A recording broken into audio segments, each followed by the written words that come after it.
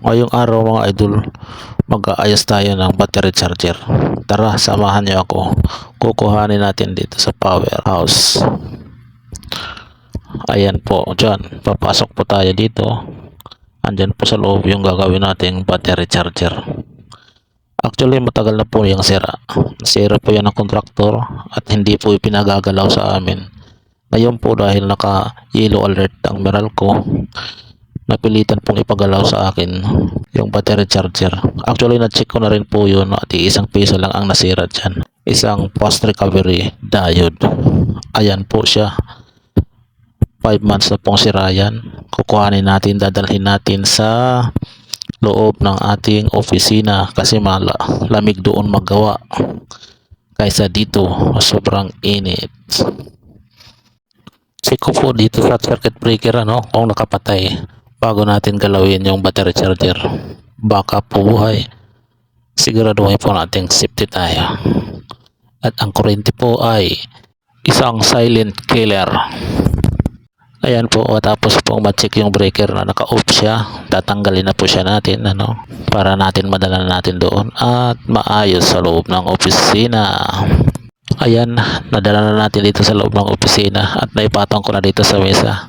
Uumpisahan ko na po baklasin itong mga cover niya para makita po natin at ma-check yung iba pang parts kung sakaling may iba pang sira at mapalitan na rin na po natin yung sira niyang diode.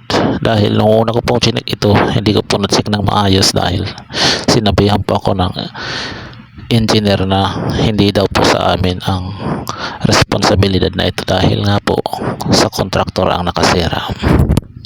Tagal din po tayo magtanggal ng mga cover nito dahil napakarami niyang tornilyo at yung iba medyo mahirap tanggalin dahil mahaba yung screw ang aking ginagamit. Ayan, natanggal na natin ang isang cover sa side at makikita na natin lahat ng pisa at pwede na tayo makagalaw dito sa pagpapalit ng sira.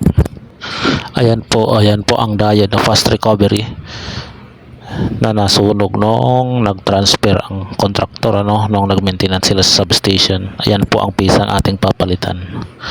Ayan, na-check ko na yan lahat ng board, wala naman po ng ibang sira at saka yung mga ibang diode wala na rin naman po, okay na po siya.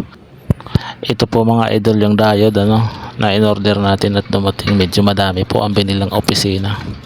O nga pala, sa pagbili ng diode mayroon po yung data, yung code po ng diode. Ayun po ang kailangan ninyong ibigay doon sa bibilhan ninyo. Ayan, chinecheck ko po yan isa-isa. Kahit mga bago yan, hindi po kasi natin maiwasan may deliver sa atin na may factory defect para masigurado nating buo yung ipapalit natin na pesa.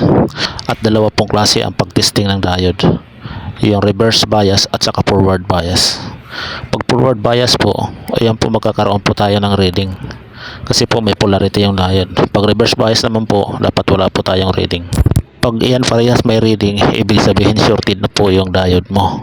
At pag naka forward bias ka naman na walang reading, ibig sabihin open na rin yung diode mo. Yan po ang mga defective ng diode na dapat nating matutunan para masiguro nating buo ang diode na ating ikakabit. After checking nga po, naikabit ko na po yung diode at hindi ko na po nabidyohan kung paano ko kinabit. At pagkatapos ay tinisting na po natin at ayan po may 54 volts siyang output at umiilaw po yung indicator light. Buo na po siya. Yan lang po. Salamat.